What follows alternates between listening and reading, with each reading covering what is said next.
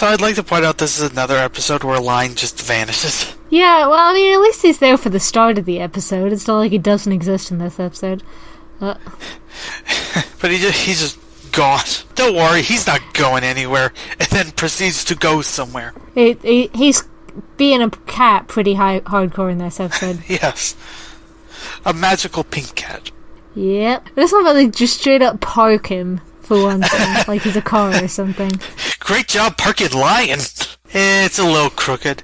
And Lion just gets the best face. She's like, what do you mean I'm crooked? And Steven's like, never mind, it's perfect. But, beginning of the episode starts with Lion and Connie, so I'm already happy. Yes. I love how they warped to go to the library. Okay, but if you had a lion that can create, like, portals to get around, would you not use that at every possible opportunity? Would you use it as the opportunity to not break whatever you just broke? I didn't break anything. I dropped things. I didn't break anything. It's fine. Okay. Anyway, this episode is Buddy's book. Steven and Connie use Lion to head to the library to read books. Yay! Now, that sounds sarcastic, but I genuinely enjoy this episode because it's introducing Steven to libraries. Steven has never even been to a library before. He comes across a forgotten book near the bottom shelf. That is a journal of Buddy, the first mate of William Dewey from that one episode. Buddy wanted to discover new parts of the world, but continually finds out that the crystal gems had already discovered them. Oops. Whoops. Just when he's about to die searching for the sandcastles in the desert. Which I didn't realize until now how funny that sentence is. Rose Quartz shows up with a number of not pink lions, to be noted. She's able to convince him that despite not discovering new places, the way he wrote them down made them seem new, and thus he should be an author. And thus he decides to be such a prolific author that he made a library to put them in. Full circle. It's the dream. Yes. So yeah, this episode was okay. I found this episode really interesting. First, I really love Steven getting introduced to the concept of libraries and loving it. Because I love libraries. And, Connie is introducing him to all the good things in the world. And then they find this... And I find Buddy's book really, really interesting, because there's so many cool tidbits about the gem presence on the planet that we get. Like, we get another close look at a map of the world, with Pearl specifically marking out points of interest for gems. Like, I think the most ominous is the X mark right in the middle of where Russia would be in our world. Like, That's, yeah. All concerning. Also, just for a brief second when Steven's flicking through the book and seeing things that Buddy saw, there's a destroyed palanquin, and I demand to know if that's Blue Diamond's, and if so, what the fuck happened there? Like, did Rose fight Blue Diamond? Has Blue Diamond been damaged? Did Blue Diamond damage or poof somebody? Like, or was it not Blue Diamond's palanquin? Was it Pink Diamond's? Who knows? She dead in there? I mean, yeah. Oh, I have so many questions. To be honest, I just thought, I don't know. It was just like, those are some interesting things, I guess, vaguely, if you look at them. It was kind of fun seeing a lot of locations that we've seen already, but not recently, like the undersea temple. Yes. Which we will never see again, technically. Oh, true. Unless we get more flashbacks. Yeah, I mostly like that when he actually went to the different locations. But it's just like, the point of the episode pretty much was that we've seen this before. Like, he's just like, whoa, look at this place, and we're like, yeah, we know. When Steven found the book, I was like, oh my god, he found the script for the season. No, my immediate thought was, he found one of the journals, oh no. Don't summon, do not summon him at any cost. Do not summon him, Steven. It's the secret fifth diamond. Fifth triangle. Also, I think this is the first time we found out that field full of like giant swords and weapons with the giant strawberries in it is, I think it's somewhere in northern Scandinavia. Yeah. Like I don't know the map well enough to tell you which country exactly it was. It's in Norway. This explains so much Norse mythology in their universe, probably. Yeah, I guess so, yes. I never thought of it that way. I mean, clearly that is where one of the battles of Ragnarok has happened, or something. Yes. I also have to say, I thought it was really, really cute that Connie was introducing us to the concept of libraries, because he'd never seen it before. Also, the fact that he still doesn't quite understand the concept of school. He just Googles things he needs to know, and I'm like, that's not really a substitute.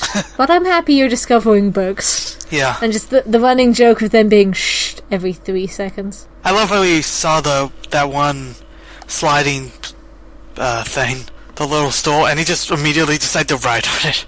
Whee! Of course. I think it had my favorite Mayor Dewey thing, the little poster. Read! And vote for me. Though not as good as the poster in that one episode of Gravity Falls, which is just like a book holding another book, like a small book, and both of them just screaming. That was amazing. That should be in every library. See, now I'm just thinking of the Welcome to Night Vale posters, which are catch the flesh-eating reading bacterium. And the picture is specifically a flesh-eating bacterium that is sitting on an eaten-up skeleton reading. Cool. It's such a weird mix of wordplay there. Yeah. Raccoons have heat vision? Raccoons do not have heat vision, thank goodness. That would make Guardians of the Galaxy 2 very interesting. Yes, it would. So, let's talk about Steven's mental images of Garnet, Pearl, and Amethyst from the past. Yes, that was the best part. Pearl's hair in particular, Yes. Oh my god. Pearl's hair turned into a powdered wig. That was so awesome.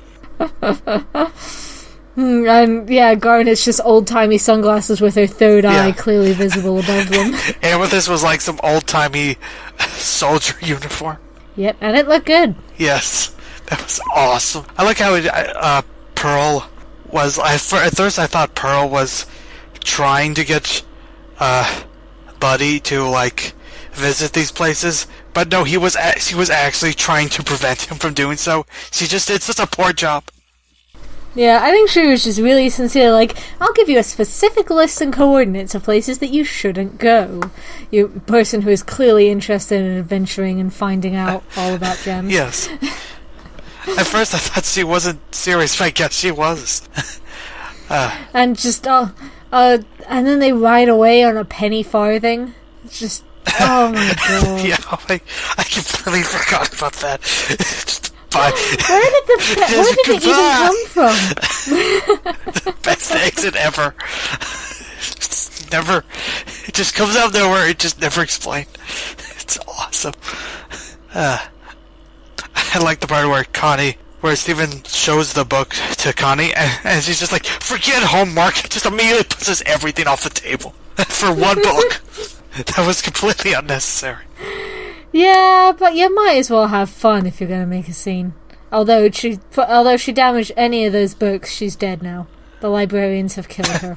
Yes. Librarians are the most dangerous creatures on Earth. Not even exaggerating. They will kill you and string your body up outside as a warning to others. Yes. So at the end it got kind of interesting with Rose having all the lions, and I was surprised because none of them were actually pink. No, I'm just wondering if they're, like, related to lions somehow. It's just a reason that Rose is just casually chilling with lions. Yeah, I do like how something, so I forget who, I saw someone bring this up, that Pearl was stunned that Rose had a lion.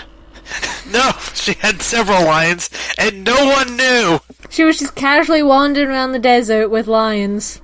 Because... Because... Just because. Like, I love how that she not only had one, she had several lines and no one ever knew. No, apparently not. I love how she's, like, accidentally inspirational to everyone she ever meets. Like, she can't stop dispensing, like, words of wisdom to everyone she speaks to.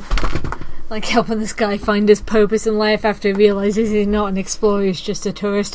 Which, I also kind of really like the commentary there, that he hasn't discovered anything. It's not even just that he's been drawn a map, it's the fact that all these places he's been to are manifestly places that other people have been to before and had whole cultures rise and fall in and battles happen, just because She does say something good point. He's the first person to record it and chronicle it, but he didn't discover anything.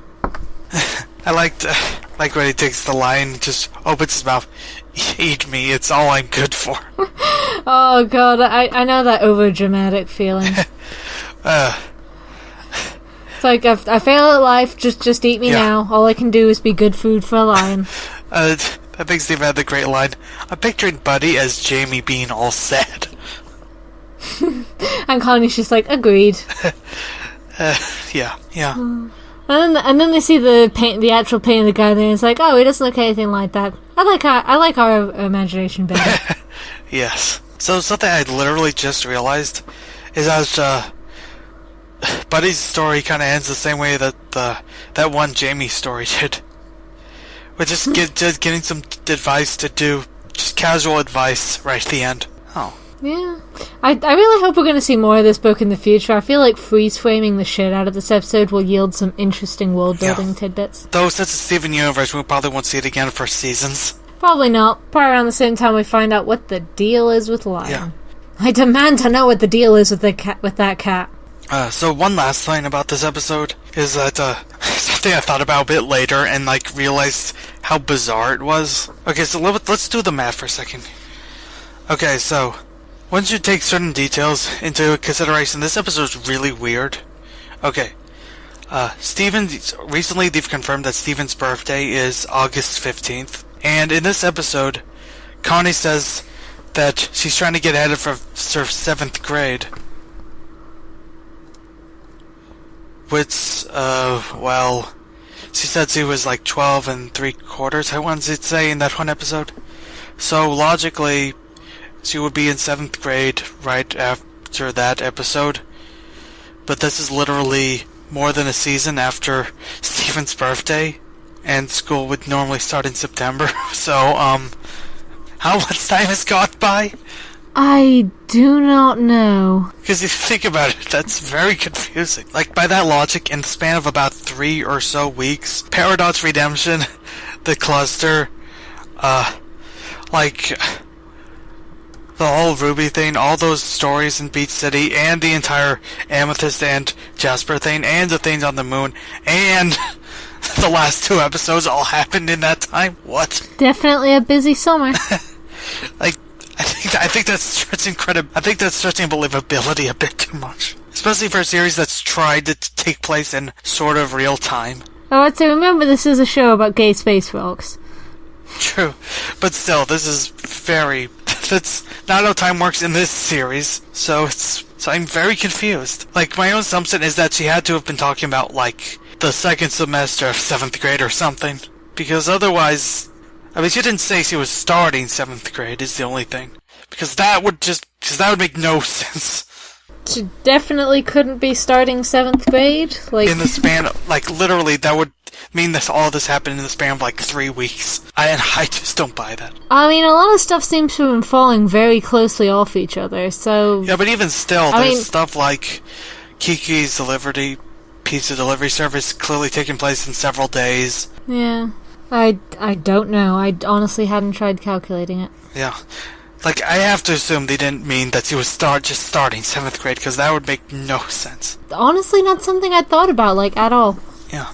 I didn't think about it until, a couple days later when I realized how weird it was. I have a feeling that this took place in a shorter amount of time than, a lot of the series has, but that's stretching it a bit. We don't know if the education system this show is anything like on our planet, because, Steven didn't go to school.